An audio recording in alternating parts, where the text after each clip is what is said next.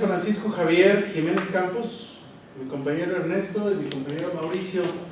Los tres trabajamos en el Instituto de Estudios del Federalismo y se entiende que nosotros promovemos, difundimos e investigamos este tema. La verdad, no es una materia sustancial que pueda relacionarse mucho quizá con el juicio de amparo, por aquello nada más de la Carta del 47, pero creo que si está incluida alguna plática en la temática de la maestría, supongo que se deberá relacionar por algo, por lo menos con alguna cuestión, ¿no?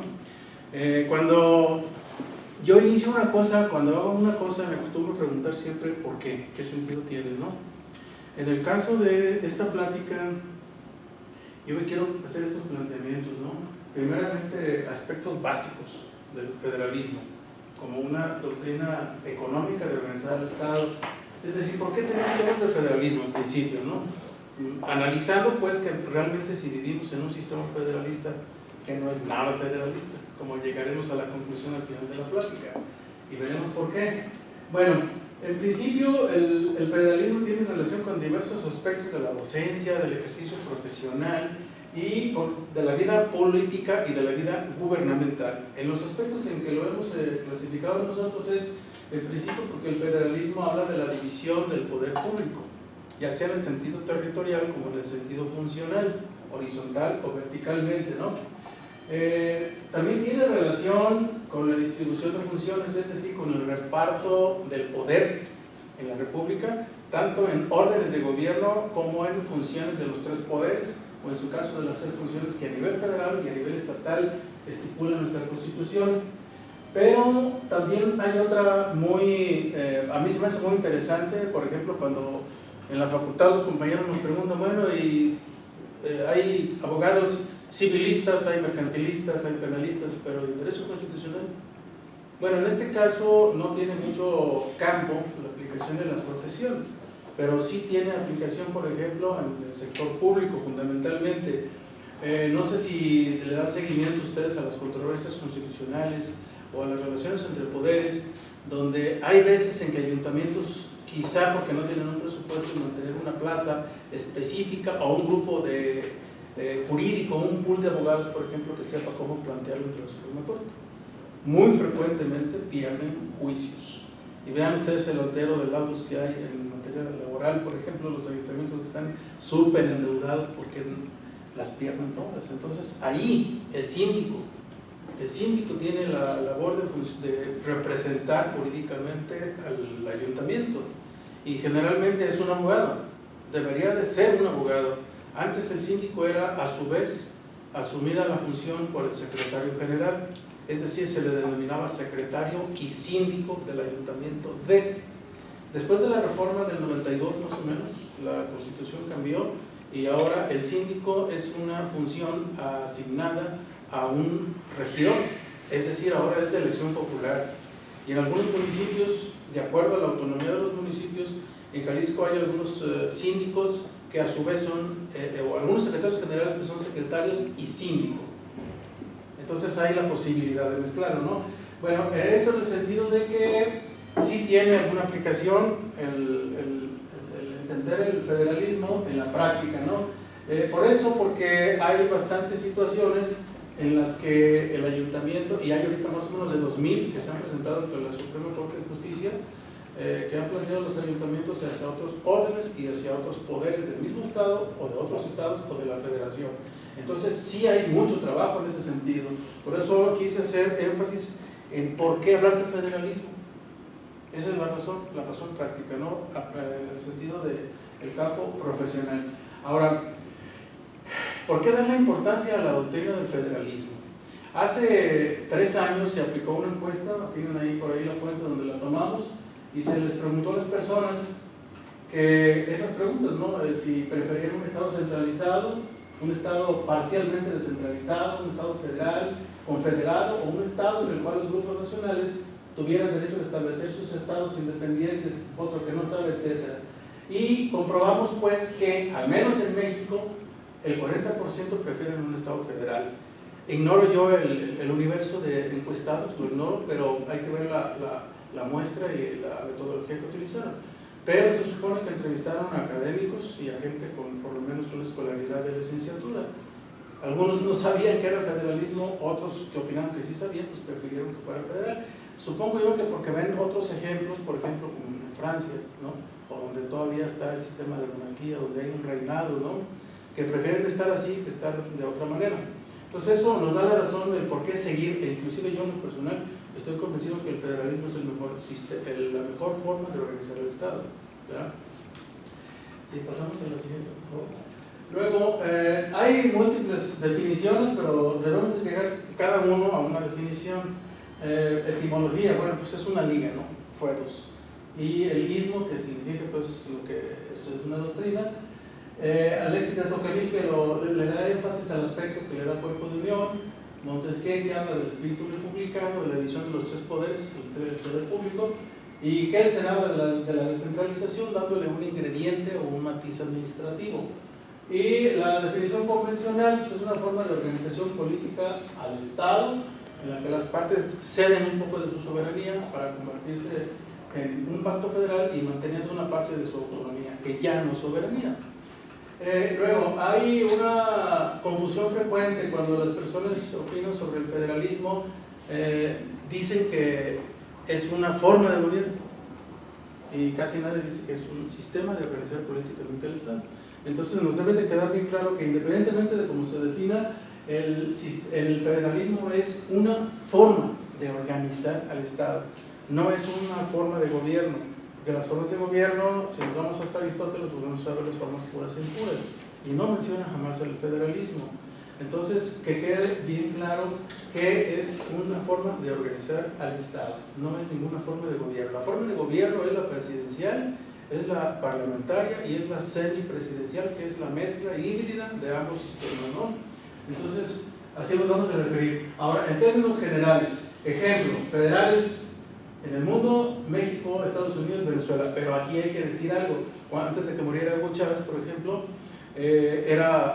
es y sigue siendo una república federal. Sin embargo, antes de irse al otro mundo, suprimió el Senado. Y un Estado federal sin Senado, pues ya no es un Estado federal. Sin embargo, se sigue llamando República Federal Bolivariana. Ahora se llama República Bolivariana. Entonces, el caso era Venezuela, ahora ya no es. Francia, el ejemplo típico de un sistema unitario que no es lo opuesto al federalismo, sino es más bien lo diferente, porque el federalismo no tiene un antónimo, no es un opuesto, es uno de tantos sistemas, ¿no?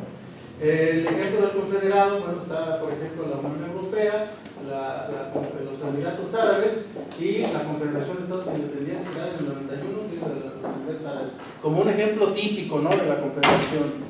Y de ahí, bueno, nos vamos a las confederaciones civiles, no necesariamente públicas. El autonómico, y cuyo caso típico es Cataluña, España, el País Vasco, y que prosigue todavía con su intención de independizarse, que no lo han logrado, que a través del plebiscito quieren ser unitarios, pero jamás dijeron en su propuesta que querían hacerse federales, querían independizarse nada más, ¿no? Y el autonómico regional, que es prácticamente el único caso, que es el Reino Unido, con una constitución también muy singular.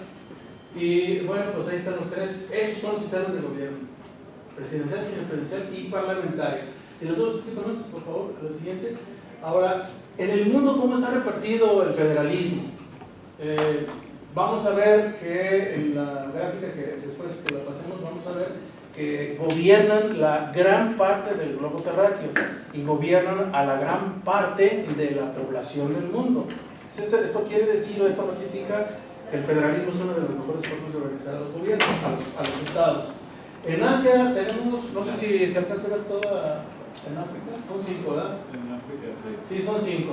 Entonces son los 2, 3, 4, 5 países de África que tienen sistemas federales. Y si se dan cuenta, el ser federal no está peleado con ser parlamentario o con tener una forma de gobierno presidencial o bien la forma híbrida, que es la semipresidencial. No está peleado. Vamos a tomar el ejemplo de África simplemente. Islas de Comoras. Tiene un sistema presidencial, pero ustedes saben que un gobierno, una nación, tiene su jefe de Estado y su jefe de gobierno.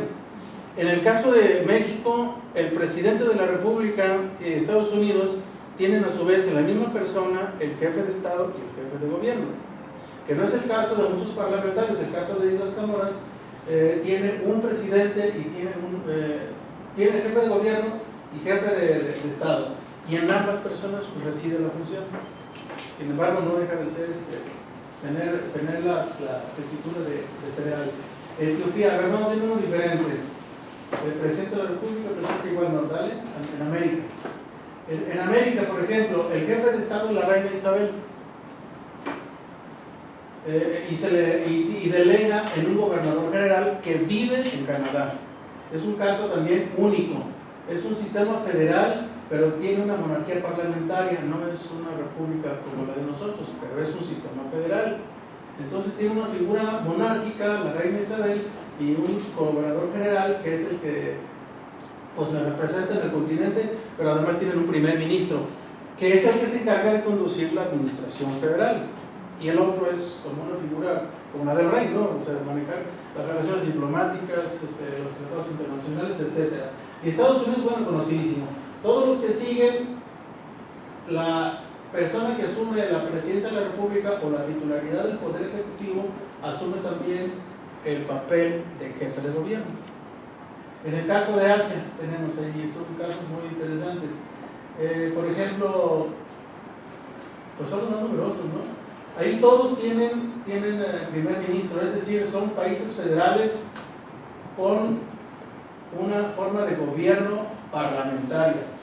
Y no hay una frontera específica, es decir, hay sistemas que tienen mucho de parlamentarios, hay sistemas que tienen mucho de presidencial, y hay un espectro de posibilidades entre ambos extremos. No hay una forma específica, clara, delimitada de clasificarlos, ¿no? Bueno, le pasamos a Europa, por ejemplo.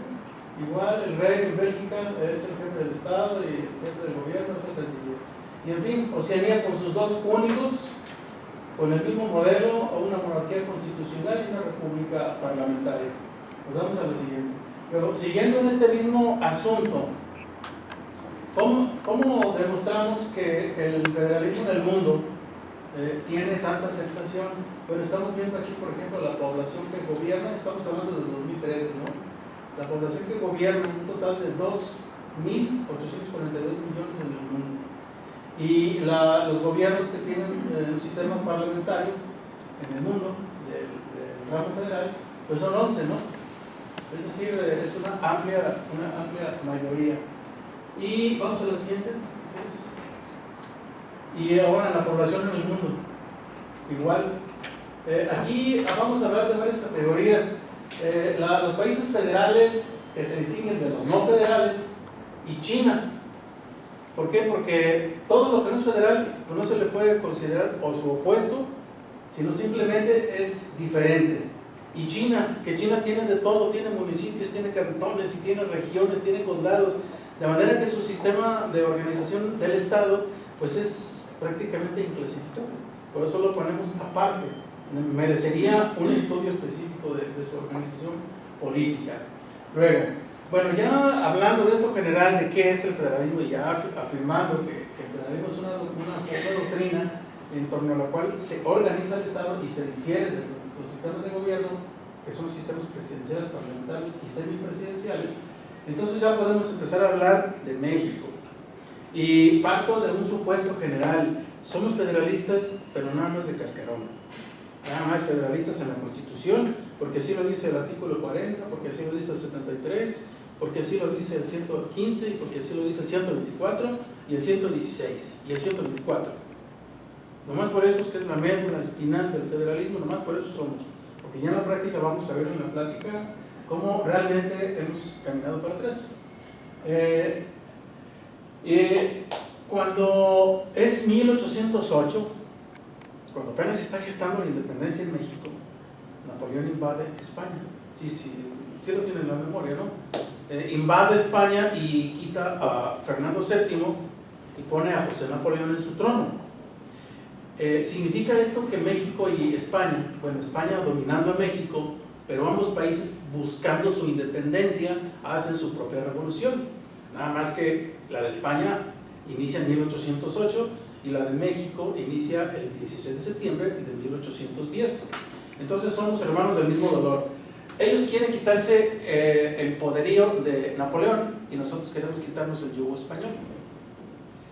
Cuando esto pasa, entonces en España se genera un descontento y las provincias empiezan a organizarse a nivel de regiones y acuerdan convocar a un congreso constituyente para desconocer la parte donde no era fuerte la tropa napoleónica y poder gestionar o empezar a una revolución de independencia en España.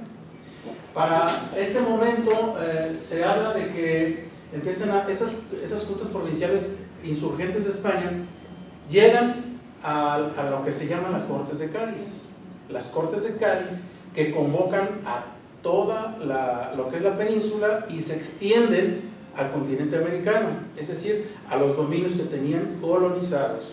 De nuestro México fueron tres constituyentes, mandaron su invitación, uno de ellos fue Ramos Arizpe, fueron y se integraron al Congreso Constituyente de las Cortes de Cádiz.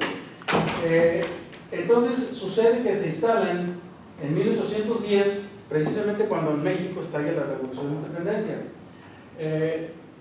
Necesitaban el apoyo de nosotros porque lo que querían era que Napoleón, además de dominar su terreno, su territorio, no invadiera y no extendiera su poderío hacia América. Ese es otro factor de los cuales dijeron, vamos invitando a diputados mexicanos para que nos refuercen en las tribunas. Entonces llega la Constitución, el Constituyente de Cádiz, se instalan y empiezan las discusiones. Entonces, en este congreso, los diputados que fueron de aquí de México, entre ellos Miguel Ramos Arizpe, había hecho un estudio. Él era, ¿cómo se le puede llamar?, el responsable de una de las provincias de Coahuila, era de Coahuila, y él hace un estudio regional de las provincias acerca de las condiciones en que estaban, en lo económico, en lo político y en lo social, y se lleva ese estudio y se lleva un modelo que se llama Diputación Provincial. Se va a Europa, se va a las Cortes de Cádiz y tienen intervenciones muy interesantes, de tal forma que convence a la totalidad de los diputados españoles y de los que iban de acá, de América, y se la aceptan. Entonces, a la hora que arman todo el articulado de la Constitución de Cádiz, dedican un largo título dedicado precisamente a las provincias. Y entonces dejan ahí ya como una figura en la nueva Constitución de Cádiz a las diputaciones provinciales.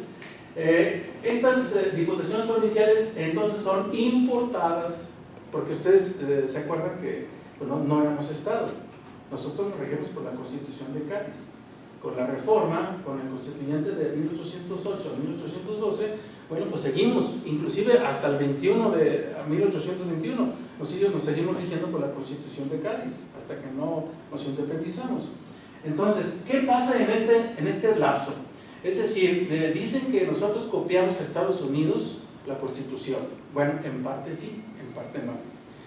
Dicen que nos trajimos de España el modelo. En parte sí, en parte no. Pero lo que nunca se dice es que en Guadalajara precisamente, bueno, en ese tiempo, en 1806, 1808, pues la universidad era lo mismo que la iglesia, el Estado era la iglesia.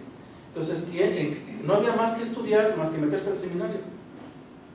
Todos los políticos, todos los profesionistas salían ingresados en filosofía, en leyes o en derecho, perdón, en leyes o en teología. Entonces estudiaron una serie de personajes, muchos que pasaron por Guadalajara, que venían de partes de la República, bueno, de entonces el Reino de la Nueva Galicia, iban a estudiar aquí a Guadalajara, al Seminario Tridentino. En el Seminario Tridentino había un director que duró muchos años y después encargado de la biblioteca, que se llamaba Jesús Huerta. Ese señor realmente se le debe de considerar el padre del federalismo en América. ¿Por qué razón? Porque ese señor, egresado, por supuesto, del Seminario Tridentino, al estar custodiando la biblioteca, tenía libros que le llamaban los libros prohibidos. Y esos libros prohibidos eran ni más ni menos que la Enciclopedia Europea, ¿sí?, donde se ventilaba todo tipo de avances científicos, para entonces tecnológicos, de las ramas de las humanidades, etc. ¿Quiénes pasaron por esas aulas? Bueno, pasó el mismo Ramos Arizpe, ¿no?, que le dicen para el federalismo. Vino aquí, estudió y aquí se graduó. Luego pasó Valentín Muez Farías, Prisciliano Sánchez, en fin, una serie de personajes que después fueron maestros de Juárez. De aquí se llevaron la sabiduría hacia Europa y la distribuyeron hacia la República.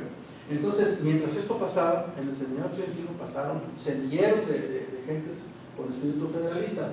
Bueno, entonces pasa que la Diputación Provincial se importa a México, se desarrolla entre el 1810 y el 24. Una vez que se acepta que en 1812 la Constitución, entonces empiezan a autorizar las primeras 5, no sé si está por ahí las primeras 5 diputaciones. La primera que se autorizó fue la de Guadalajara. Bueno, pues yo aquí lo tengo, ¿verdad? No es antes. Es decir, empezaron a autorizar, una vez que se aprobó la Constitución de 1812, bueno, lo dejamos para luego, ok, correcto. Entonces nos regimos por la Constitución de la monarquía española. ¿Y qué establecía? Bueno, piensa uno que si Napoleón invade España, pues trae fines monárquicos, efectivamente, los trae monárquicos, pero trae cierto tinte liberal, y eso se importa también a México. Y empezamos a ver, ya me perdí, perdón. ¿Sí le damos abajo, Mauricio?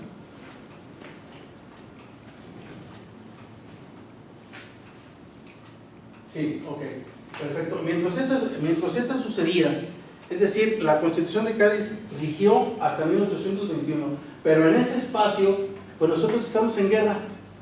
Nosotros seguimos en el territorio nacional con Calleja persiguiendo a los insurgentes, y en ese interregno, bueno, pues López Rayón, también un insurgente, presenta su proyecto de constitución, que fue lo que conocimos como los elementos constitucionales.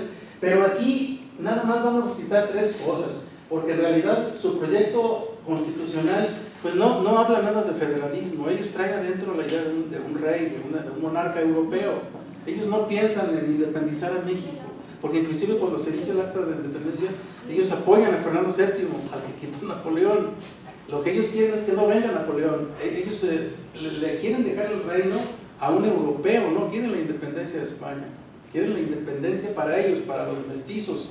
Entonces, en esa cosmogonía de ellos, a la que se suma López Rayón, pues él habla ya de soberanía, habla de un supremo consejo, pero un supremo consejo que no es personal, sino que es rotativo, y habla ya de 3 poderes. Es decir, ya está hablando del espíritu republicano, pero no más. Si nosotros le damos una leída a los elementos constitucionales de López Rayón, en ninguna palabra, ningún renglón habla de municipio, ni de entidad federativa, ni de federalismo, ni de sistemas unitarios. Es decir, está hablando de cómo estructurar a grandes rasgos el Estado. Es decir, la noción de Estado nacional está ni siquiera en el Estado embrionario. Habla de una forma de convivir, ¿no? de combinar el poder público. Luego viene también muy meritorio lo que son los sentimientos de la nación. También igualmente no encontramos ningún indicio de federalismo. Encontramos el deseo de que el pueblo sea soberano y de que haya una división equitativa de los 3 poderes.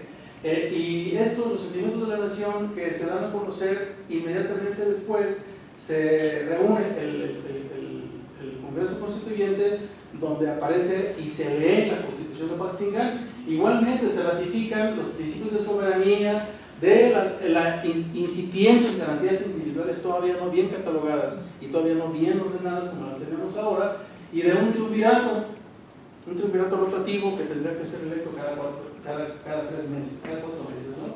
Se reúne un gabinete y ya está hablando siquiera por lo menos de un poder judicial, es decir, de una separación de funciones. Y no es hasta 1821 cuando se proclama la independencia de México, o cuando el plan de Iguala, cuando se usa el plan de Iguala, hay que hablar de que antes que nada se dio el plan de la Profesa.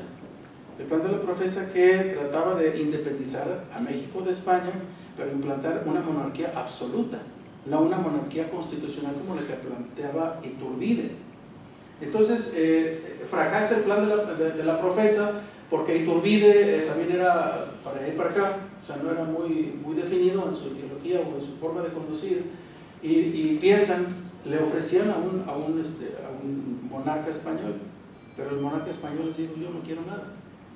Entonces dijeron, pues ¿a quién? Pues vamos trayendo al veracruzano, ¿no? Digo, no, ¿era veracruzano? No recuerdo, Iturbide. Se lo traen y Iturbide acepta, lee el plan de la profesa, lo promulgan y esto desemboca en los acuerdos de Córdoba, en los tratados de Córdoba, que no hace otra cosa más que ratificar el plan de Iguala. Entonces ya viene a constituirse el plan de Iguala como la base constitucional del primer imperio mexicano, efímero porque duró muy poco, y entregarlo a un miembro de la dinastía europea de los Borbones. Pero también le dice, no queremos nada, no nos interesa que México se independice, por lo tanto no nos interesa mandar a nadie. ¿Qué es lo que hace entonces? Viene Iturbide y él dice, yo sí le entro, ¿verdad? ¿Bajas un poquito? Ahora, hacia arriba. A diferencia de lo que planeaba el plan de la profesa, bueno, Iturbide propone un sistema de monarquía constitucional moderada por un congreso. Es decir, sí, un monarca, pero moderado, ¿no? Templado por una constitución. Ya se está hablando de un cuerpo constitucional. En este lapso, el plan de Iguala, después le sigue lo que el jalisciense también, Francisco Severo Maldonado, elabora por ahí más o menos como en 1819 o 21, un documento que se llama el Contrato de Asociación de la República de los Estados Unidos de la Náhuatl. Es decir, si nosotros analizamos ese documento, ya es un cuerpo constitucional, ya está hablando de una especie de proemio, ya está hablando de la separación de poderes, ya está hablando de funciones públicas, ya está hablando del concepto de los mexicanos, de cómo organizar a la sociedad, etcétera, etcétera, todo lo que tiene un cuerpo constitucional. Estos son precedentes a la Constitución del 24. Entonces viene el acta de independencia el 28 de septiembre y se instala el imperio, y después de instalado el imperio hay otro jalisciense que tuvo mucho que ver, que es Prisciliano Sánchez, al cual le debemos nosotros como instituto su nombre. Prisciliano Sánchez, además de haber hecho innumerables escritos históricos en el federalismo, pues se le ocurre complementar la obra de Severo Maldonado y recopilar todos los sentimientos de la nación, la Constitución de Apatzingán, y hace un todo. Y trata de tener todos los aspectos que sus antecesores, que intentaron tener un cuerpo constitucional, y elabora el Pacto Federal de Anáhuac. El Pacto Federal de Anáhuac yo diría que es el antecedente inmediato a la Constitución de 1824. Prácticamente si los comparamos, pues es lo mismo, con unas ligeras variaciones, ¿no? Sirvió como de base para el proyecto, para redactar la Constitución del 24. Luego, bueno, entonces entramos enseguida a la Primera República Federal, que inició en el 24 y termina en el 35, ¿no? En este periodo inicialmente se forma la Constitución, pero ¿qué es lo que hay que resaltar ahí? Bueno, las principales características de esa Constitución relacionada con la forma de gobierno federal es que la declara, simplemente se declara como una república federal representativa, popular, etc., ¿no? Habla ya del poder legislativo bicameral, crea la vicepresidencia y la reelección del presidente estando 4 años de por medio y durando 4 años en lugar de los que tenemos ahora, que son 6.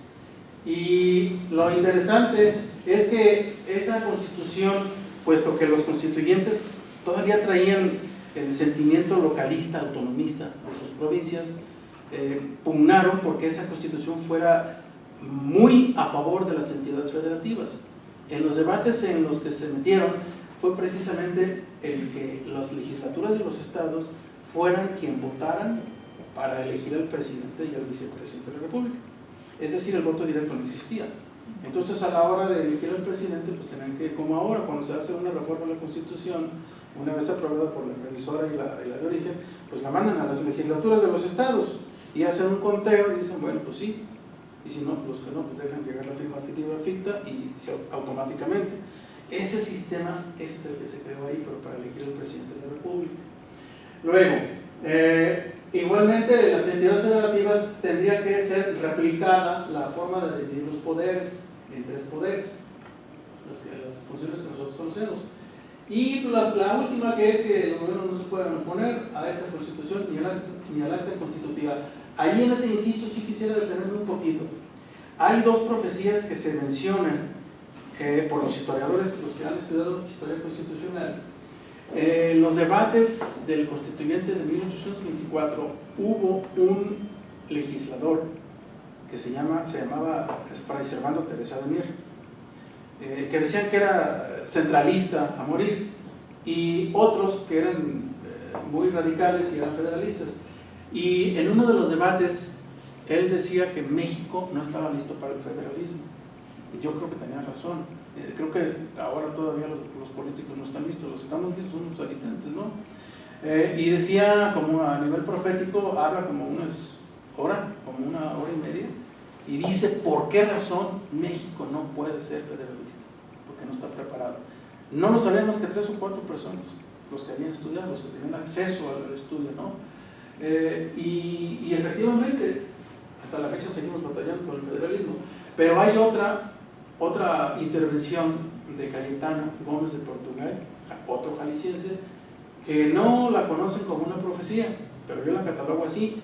Dijo que en el momento en que se eliminara la idea que dice el inciso H, que los gobiernos de los estados no se opondrán a esta constitución y al acta constitutiva, el día que quitaran el acta constitutiva, ese día el federalismo se iba absuelto. Y efectivamente pasó, así pasó, hasta que la restaura Mariano Otero en el 47. Y esa es la otra profecía, ¿no? La profecía de Servando Teresa de Mier, que no estábamos listos para el federalismo, y la profecía de Cayetano Gómez de Portugal, que el día que quitaran esas palabras se acabaría. Entonces, pero vamos viendo porque enseguida. Luego, el inciso I es interesante porque eso tiene que ver mucho con el respeto y el hacer valer las competencias de los diversos órganos de gobierno y de los diversos órganos de gobierno cuando se invaden las esferas de uno o de otro, ¿no? Habla allí de que el Congreso resolverá las dudas para interpretar los artículos de esta Constitución y del acta constitutiva.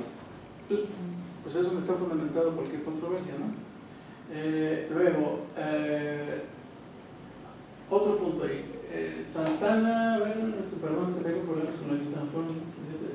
Ok, llega el 33, Santana, con aquellas ambivalencias, regresa al poder, pero lleva como vicepresidente a Valentín Gómez Farías. Ambos fueron electos, respectivamente, presidente y vicepresidente, pero Santana pide un permiso y se va a su lugar natal y deja a Gómez Farías en la presidencia. ¿Qué pasa con esta ausencia? Él empieza a seguir al pie de la letra el proyecto de los liberales, es decir, empieza a incorporar a la Constitución, a separar la Iglesia del Estado, a poner a cada quien en su lugar.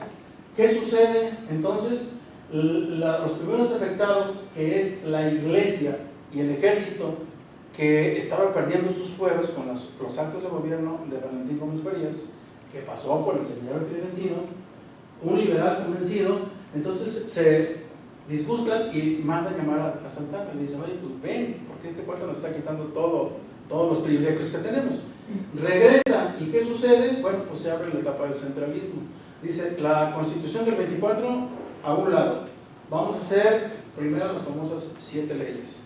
Son las 7 leyes que dejan sin vigor a la Constitución aprobada en el 24. Pero sí, aquí hay que resaltar una cosa. Si se dan cuenta, nuestras constituciones a partir del 54, del 57 y hasta la fecha, hay un artículo que dice que esta constitución, cuando hay una rebelión y deja de tener efecto, cuando esta termine, quienes la iniciaron serán castigados y tendrá otra vez vigencia. Es decir, es una cláusula como de inmortalidad, ¿verdad? Lamentablemente la del 24 no la tenía. Entonces, no habría qué hacer para poderla poner otra vez en vigencia. Sin embargo, viene la etapa centralista y lo que hace Santana es dejar sin efecto y se promulgan las 7 leyes, que consisten básicamente en esto. Son cosas, es una especie de síntesis, no todas porque son larguísimas, ¿no? Los estados dejan de ser estados federados y se convierten en departamentos. No son gobernadores, sino son encargados del departamento. Luego, el poder sigue igual dividido en tres funciones.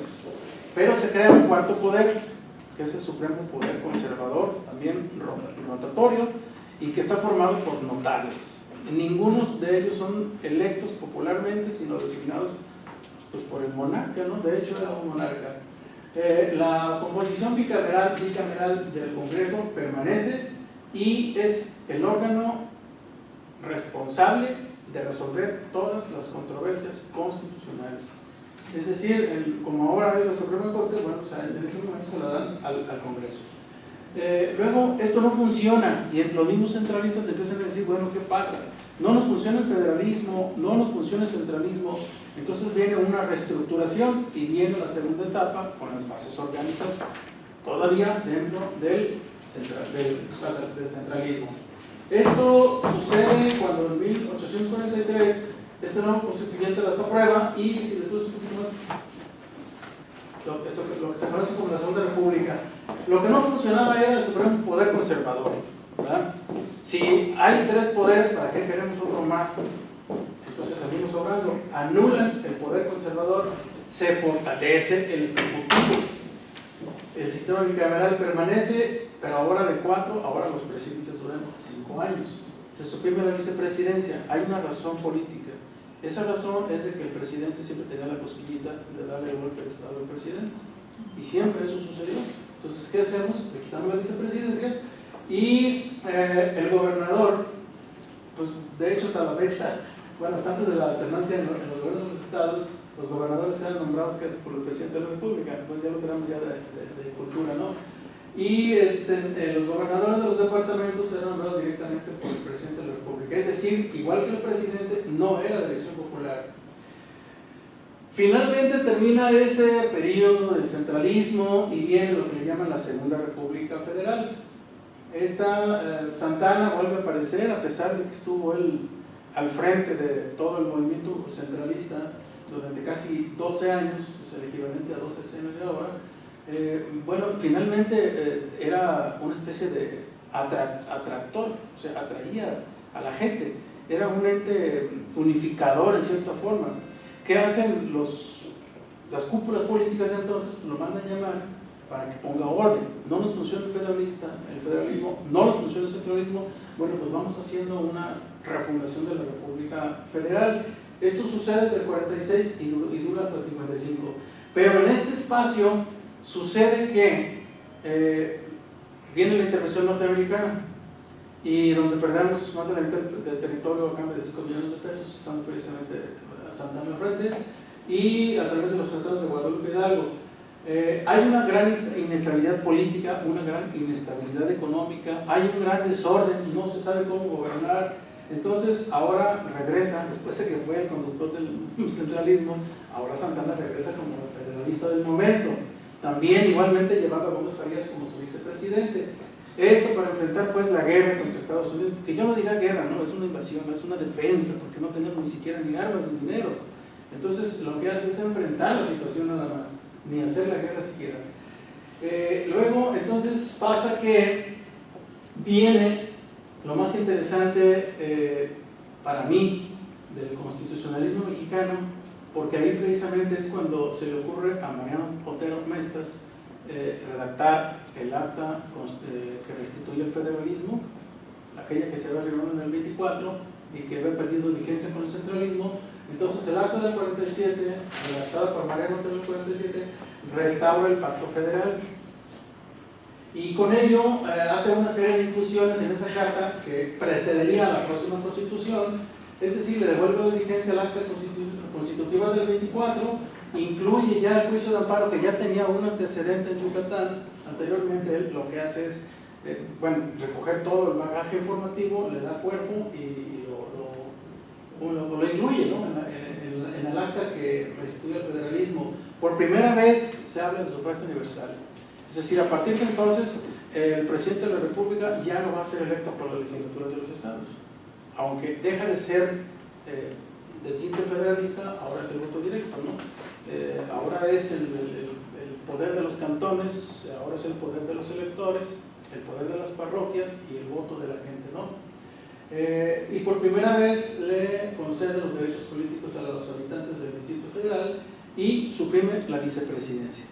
Igual que el centralismo la había suprimido, la suprime, pero ahora del cuerpo constitucional. Y el primer indicio de la parte dogmática de nuestra Constitución, los derechos ciudadanos del hombre, aunque todavía pues, a un nivel todavía con mucha necesidad, con muchas adolescencias. Y lo particular que ahí nace un Estado y en la Carta dice que se erige como entidad federativa el Estado de Guerrero.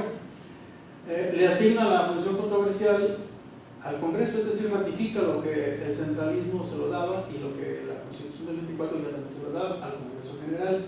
Pero lo importante de esto, lo notorio, lo contradictorio, lo que disgusta, es el que, aunque reestructure el federalismo con esa carta de Mariano Otero, hay un aspecto muy interesante que es que la profecía del Padre Mier desaparece del texto constitucional, ahora sí, en la Carta de Otero y en la Constitución del 57, desaparece la palabra y el acta constitutiva de la Federación.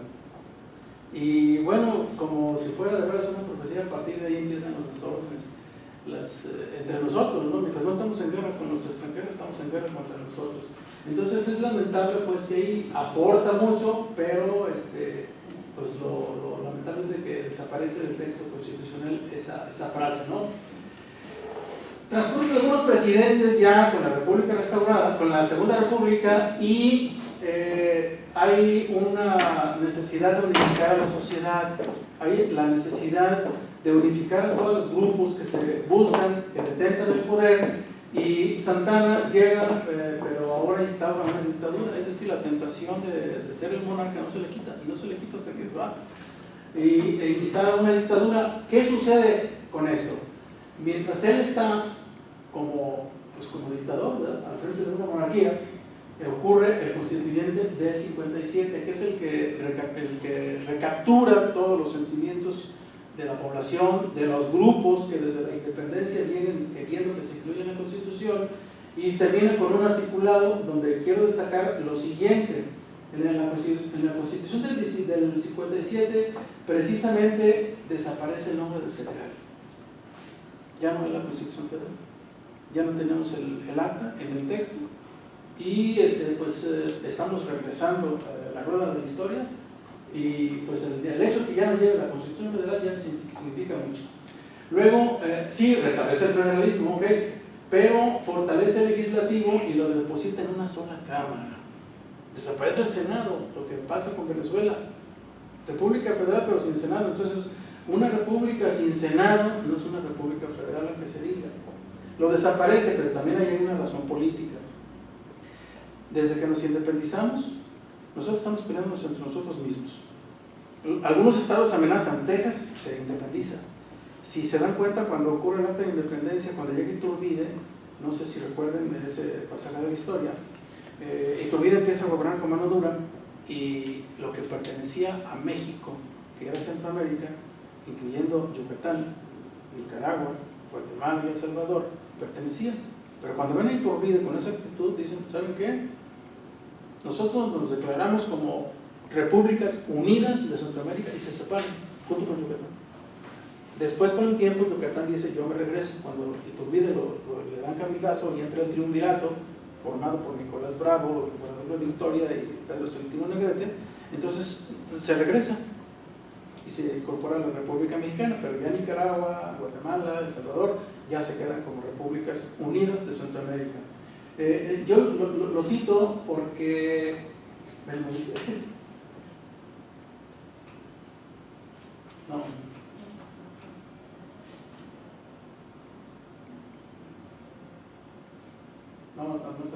más arriba. No, al revés. Sí, más abajo. Es que para explicarse no fue lo que les estaba diciendo. Ok, ahí está. Entonces fortalece el Senado, pero el poder legislativo, pero desaparece el Senado porque la República una vez más se estaba desmembrando. Ya había más estados que decían, me retiro del federalismo, me voy a constituir en república. Entonces, ¿qué hacemos? Desaparece el Senado, porque por naturaleza el Senado es el representante de las entidades, es el que representa los territorios. Entonces, ¿qué hicieron? ¿Saben qué? Pues somos muy federalistas, pero hay que suprimir el Senado para que los senadores no tengan voz en el Congreso, y así logran mantener un poco unida a la República. Esa es la razón política por la que desaparece el Senado. Pero otra vez vuelven a pisar los callos, como dicen por ahí, desapareciendo los fueros eclesiásticos y los fueros militares que habían permanecido desde el 24, de hecho todavía permanecen, y hay una discusión actual ahorita muy interesante cuando el Congreso del Estado de Jalisco lo promueve desaparecer. Esto hace que los que pierden los privilegios pues generen una revuelta, ¿verdad? Pero quiero hacer aquí un comentario. Los fueros realmente no desaparecen hasta la actualidad. Si nosotros nos vamos, no recuerdo ahorita el artículo, pero el presidente de la Cámara está obligado a defender los fueros constitucionales.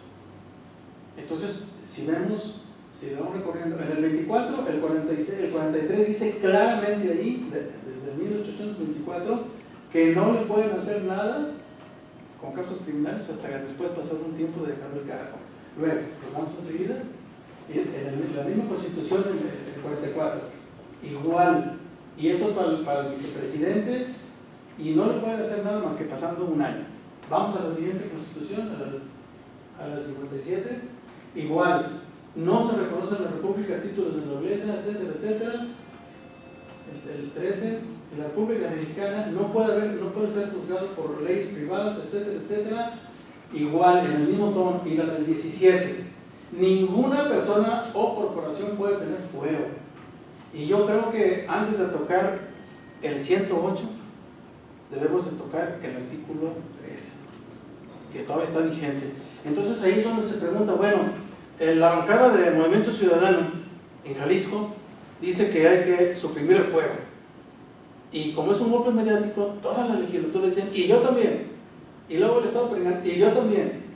Pero entonces, ¿en dónde queda el artículo 13? Donde dice que no debe haber fueros. Se me hace un golpe mediático hasta torpe. ¿Por qué quiero decir que desaparezca algo que por ley no existe? Y ya aprobaron, la van a modificar, y los ayuntamientos dijeron, sí, que desaparezca el fuero. Y ahí van los otros estados, sí, que desaparezca. Señores, el artículo 13 lo dice claramente. Entonces, ¿qué entramos en un conflicto de interpretación de artículos? El artículo, el que habla del fuero constitucional, están en contradicción, y aquí habría que aplicar entonces, no sé, el juicio de la Suprema Corte, que si lo primero que se creó fue el artículo 13, o el que habla del fuero constitucional, y pues sale derecho al primero, ¿no? Y el primero fue el artículo 13. El artículo 13 dice desde siempre, no debe de haber fuero. Si no dice que nada más para los diputados, o para los senadores, o nada más para los gobernadores, o para los jueces, o para los ayuntamientos. Dice nadie, ninguna corporación puede tener fuero. Y no dice nada más fuero eclesiástico, fuero militar, ni constitucional. Los únicos que conservarían en un momento dado serían el fuero militar, por la función que desempeñan de garantizar la seguridad de la nación. Ahí sí podríamos pensar que debería de permanecer, pero el fuero constitucional, bueno, como los escenarios que estamos viendo a nivel nacional y en todos los estados, pues realmente el fuero constitucional está siendo utilizado como un arma política o como una forma de enriquecimiento muy explicable, pero ilícito. Entonces ahí sí estaremos de acuerdo, pero esa es una opinión personal, ¿no? Creo, por eso quise sacar estos antecedentes al tocar el fuero cuando la 57 habla, porque es un tema que tiene actualidad y que tiene que ver con el federalismo, ¿no? Y hasta ahorita ningún presidente municipal, ningún gobernador ha dicho esta boca es mía y no estoy de acuerdo.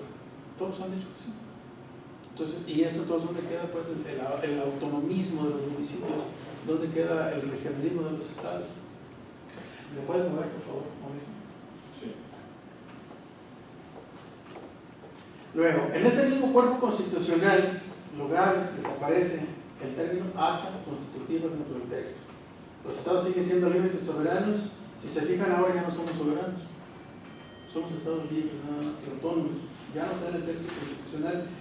Y el presidente de la Suprema Corte de Justicia suplirá al presidente. ¿Por qué? Porque antes era el vicepresidente y generaba pues la cosquillita de darle golpe de Estado. Esa es una razón también política. Y se mantiene el periodo de 4 años en la presidencia de la República.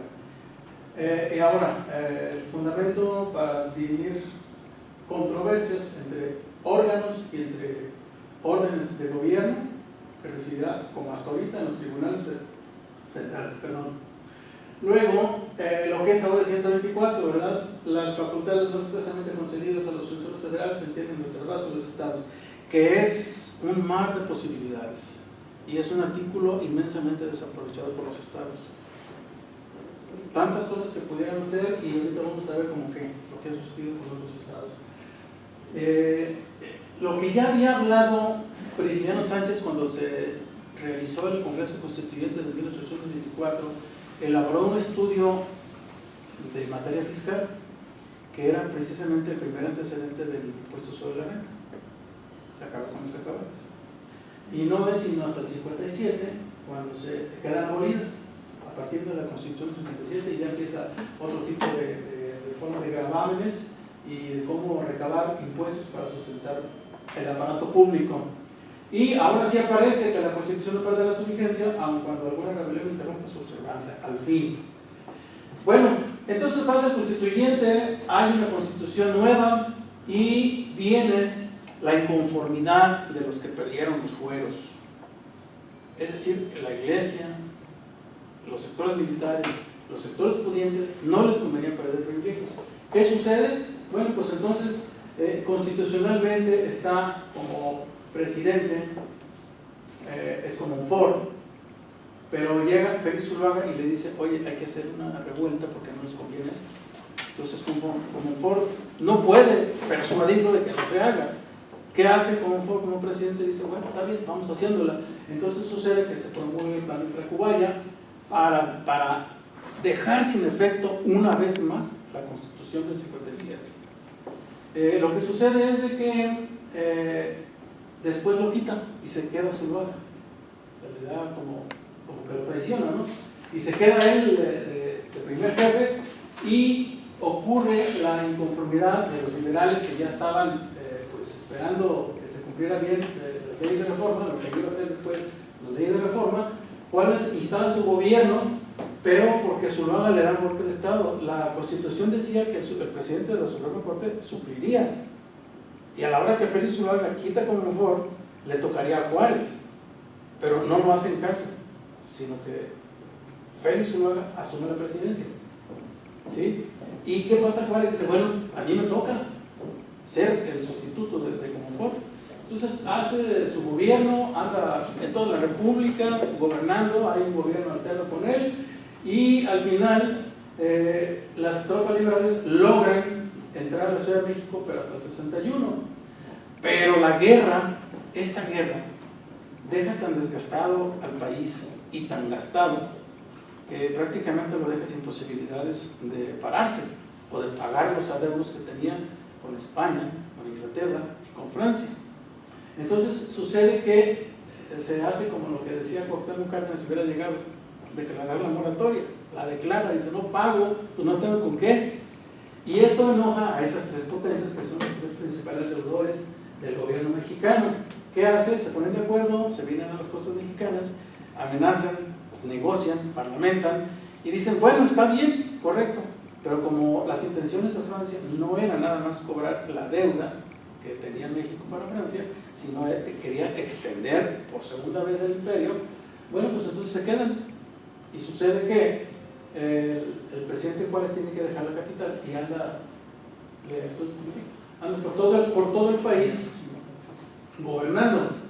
Entonces estamos en este tramo cuando los conservadores, los afectados por la pérdida de los fueros, piensan otra vez en traer a otro príncipe europeo, pero nadie quiere, porque Francia también ya se está viendo amenazado, se está viendo ya mermados sus ejércitos y como que empieza a decirles, vénganse, síganle ahí, pero ya no hay tanta guerra. Entonces esto facilita que los mexicanos interesados en que si hubiera un monarca le hacen la invitación a Francia, mandan a Maximiliano y acepta, se viene, pero le sale muy liberal, empieza a aplicar los principios de las leyes de reforma y los conservadores que lo invitaron pues dicen, esto no nos conviene, no nos sale la jugada. ¿Qué sucede? Pues le empiezan a hacer la vida difícil hasta que lo fusilan al pobre, ¿no? Entonces así termina la intervención francesa y termina pues es uno de los periodos más tristes de la historia de México. Y finalmente llegamos a la etapa que le llaman la restauración de la República. Pasado esto, el Segundo Imperio, bueno, pues entonces viene Juárez, pero se le ocurre reelegirse y gana. Y el federalismo esperando, nosotros sin Senado, nosotros sin fuerza en el interior, sin dinero, endeudados. Pero sucede que muere. Y la Constitución pues, establecía que tenía que ser elecciones, y hay elecciones efectivamente. Lerdo de Tejada y compite con Porfirio Díaz, pero gana Lerdo de Tejada. Sigue Lerdo de Tejada y sigue con las leyes de reforma, y recordando que habían acabado el Senado, se le ocurre que se restituya. Vuelve a haber senadores. Es decir, completa la parte que no había hecho en la reforma de la Constitución del 57, ya hay senadores, pero también comete el mismo error, busca la reelección y gana. Pero Porfirio Díaz, contradictoriamente a lo que sucede después con él, no acepta su triunfo y se levanta con el plan de Tuxtepec. El plan de Tuxtepec hace pues la revolución de ese entonces, y viene el periodo tan largo del porfiriato que termina hasta 1911. Y bueno, no sé, yo creo que hacemos un recesito, ¿no? Porque vamos a tocar ahora lo que es la actualidad del federalismo. No sé, también porque como es un tema muy árido, esta parte que vamos a ver enseguida, ya vamos a hablar disculpen la expresión, con pelos y señales, que cómo estamos despedazando el federalismo, y vamos a citar casos concretos, ¿no? Entonces, damos un receso de unos 10 o 15 minutos, ¿les parece bien? Sí. Enseguida de mí viene una persona que, mis respetos, no sé si lo conozcan, se llama José Barragán Barragán. Él es un doctor en Derecho, constitucionalista muy bueno, y nos va a hablar sobre, bueno, va a ser pedazos a la torta con la caída de los derechos humanos. No hay material para hacerlo, ¿verdad? Bueno, 10 minutos y luego ya le seguimos ya con la actividad.